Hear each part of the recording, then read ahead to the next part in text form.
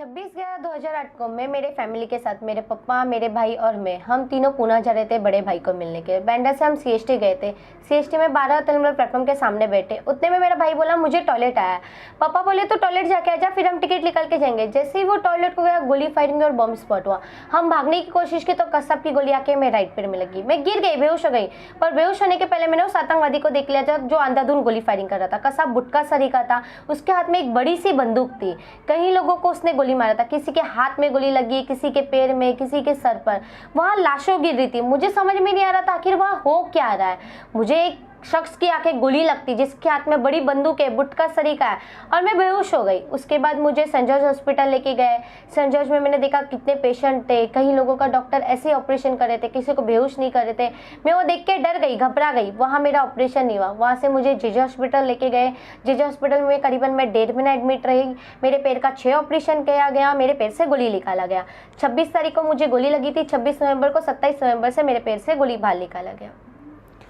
जिस प्रकार से आपको गोली लगी थी उसके बाद आपको हॉस्पिटल में भर्ती किया गया, लेकिन आप इतने कम उम्र में की थी, उम्र की लड़की थी।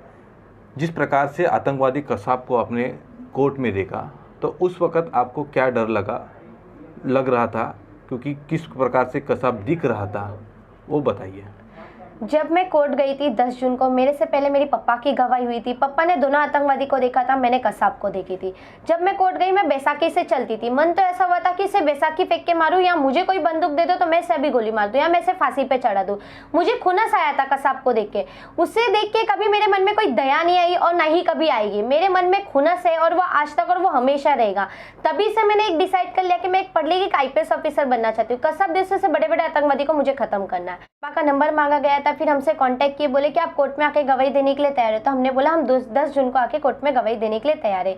मेरे पापा ने और मैंने कसाब को जाके आइडेंटिफाई किया था। जब कसाब को आपने देखा, कसाब कहाँ बैठा था, और आपको जब उसके सामने देखा तो आपको भी उसने देखा था क्या? कसाब कटघरा में था। मेरे सामने 3 आतंकवादी रखे थे, उसमें से मुझे कसाब को पहचाना था। कसाब जज साहब के साइड में फर्स्ट में आतंकवादी कसाब बैठा हुआ था। मैंने बोला था यही आतंकवादी जिसने मुझे गोली मारी और मेरे आंखों के सामने कई लोगों को मारा। उसकी गोली आके मुझे लगी थी। कसाब ने मेरे तरफ देखा नहीं था, उसकी मुंडी नीचे झुकी हुई थी। मुझे बस खुनस था तभी कि मैं इसे मारूं कैसे, मैं बैसाखी फेंकूं या क्या फेंकूं जो इसे मैं खत्म कर सकूं। तभी जिस प्रकार से आप 9 साल की उम्र थी आपकी उस समय, उसके बाद आपके जीवन में क्या चेंजेस आए? जिस प्रकार से आपकी स्कूल हो और आपके जो समाज में आपको जो दिक्कतें गई, किस प्रकार की आपको समस्या और आपको दिक्कतें गई? जब मुझे जिस दिन गोली लगी थी 26 नवंबर को, तब मेरी एज 9 साल 11 महीने की थी। कोर्ट गई मैं 10 साल की हो चुकी थी। उसके बाद दिक्कतें बहुत आई। मुझे स्कूल में एडमिशन के लिए प्रॉब्लम आया। मैम बोले कि आप आओगे तो यहाँ गोली फायरिंग होगी, बॉम्ब स्पॉट होगा। तो मैम ने एडमिशन देने मना कर दिया था। फिर ABP अखिल विद्यार्थी स्टूडेंट्स ने मेरे लिए लड़े। उनके कहने पर मुझे, उनके लड़ने के वजह से मेरी पढ़ाई चालू हुई और मैंने 7th स्टैंडर्ड से वो स्कूल से पढ़ाई की। मैं अभी मैं 2nd ईयर में पढ़ाई कर रही हूँ। मेरी ईयर्स पढ़ाई की भी बहुत लॉस हो चुकी है। उसके बाद मेरे पापा का बिजनेस का तकलीफ हुआ। 26/11 के बाद ही पापा मार्केट जा रहे थे तो लोग बोले कि आप यहाँ मत आइए, कसाब आ जाएगा, कसाब के साथीदार होंगे, वो आ जाएंगे, आपके वजह से आप हमें क्यों मार रहे हैं। तो बहुत लोगों का बिहेवियर अलग हो गया। मुझे 26/11 के बाद सम्मान भी बहुत मिला। आज मेरे अवार्ड शो बहुत हुए। मुझे कई लोगों ने सपोर्ट किया, बट कई लोगों ने नहीं किया। बहुत लोगों ने, नेता है या कई लोगों ने आके सिर्फ मुझे बड़ी बड़ी वादे किए, सिर्फ एक बोल वचन कर दिया। न्यूज चैनल है या कहीं मिल गए तो बोल दिया देविका बेटा हम आपके लिए करेंगे। दूसरे दिन हम उन्हें कांटेक्ट करते तो बोलते सॉरी आप कौन, हम आपको जानते नहीं।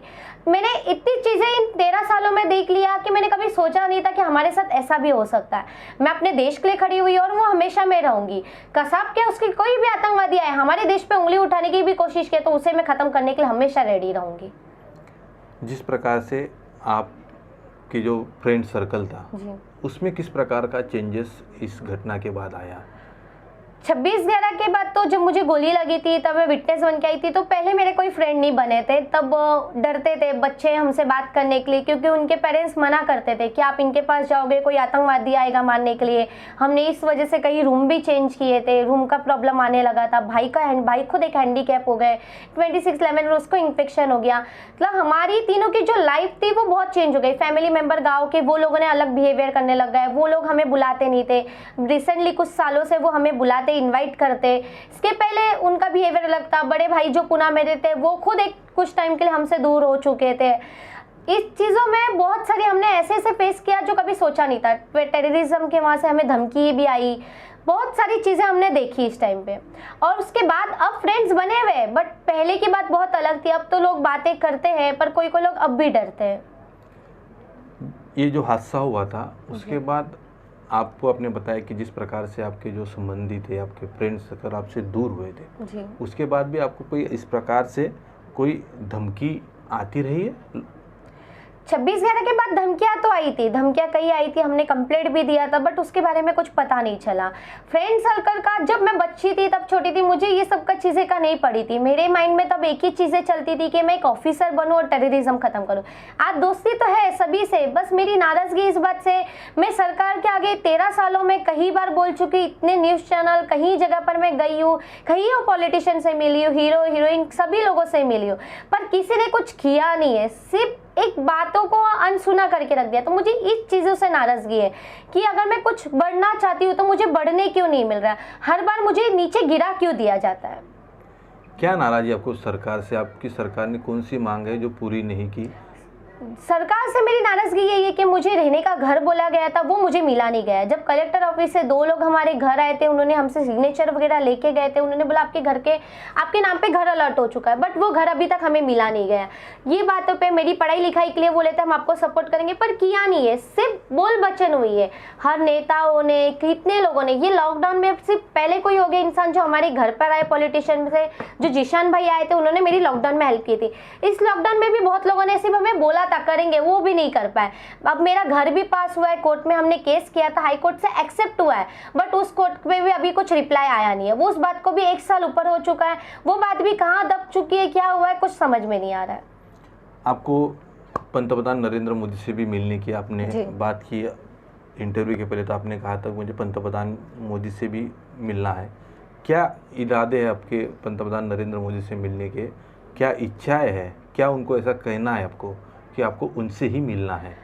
पीएम सर से मैं मिलना चाहती हूँ, कुछ बातें मैं उनसे मिलके ही कहना चाहती हूँ जो मैं न्यूज़ चैनल या कहीं पर किसी को नहीं बोलना चाहती हूँ, वो मैं डायरेक्टली उनसे मिलके कहूँगी। और मेरी बातें ये भी है कि मेरी एक रहने की घर की व्यवस्था किया जाना चाहिए और मेरी पढ़ाई लिखाई में मुझे सपोर्ट किया जाना चाहिए, क्योंकि आज मेरे पापा का बिजनेस बंद है, मेरे भाई खुद एक हैंडीकैप है और मेरी पढ़ाई चालू है। कब कभी तो मेरा ऐसा लगता है कि मैं पढ़ाई वढ़ाई छोड़ के सिर्फ एक काम करने लग जाऊँ, पर मैं ये सोचती कि मुझे एक ऑफिसर बनना है, पर मुझे जहाँ से इतनी जगहों से सपोर्ट नहीं मिलती, तो आज घर कैसे चलाएंगे हम। मेरे पापा खुद एक एजेड हो चुके हैं, उन्हें तो हम काम पे नहीं भेज सकते। ये तो नहीं बोल सकते कि आप जाके कमाइए, हम घर बैठ के खाएंगे। तो हमारे संस्कार तो ये तो हमें नहीं सिखाए। अब देविका आगे क्या बनना चाहती है और इस चीज़ों को किस प्रकार से सरकार और लोगों के सामने आप जो आपके साथ जो बीता है, किस प्रकार से उसको देखते हैं और किस प्रकार से उसको आगे रखना चाहेंगे? मैं तो एक ही ऑफिसर ही बनना चाहती हूँ, आईपीएस ऑफिसर का मेरा ड्रीम है और वो मैं करके करना ही चाहती हूँ, बस मुझे सपोर्ट मिलना चाहिए। देविका वही है जो अपने देश के लिए खड़ी होती है और वो हमेशा खड़ी होगी, चाहे मुझे कितनी भी प्रॉब्लम आए, चाहे कुछ भी हो, मैं अपने देश के लिए हूँ और वो हमेशा रहूँगी। जिस प्रकार से 26/11 का हमला हुआ था, उसमें जिस प्रकार से डटकर देविका ने कोर्ट के सामने अजमल कसाब को पहचानने के बाद उसको फांसी की सज़ा सुनाई गई थी। इसी प्रकार से देश के लिए कुछ करने के लिए आगे आने वाले दिनों में उसे आईपीएस ऑफिसर बनना है।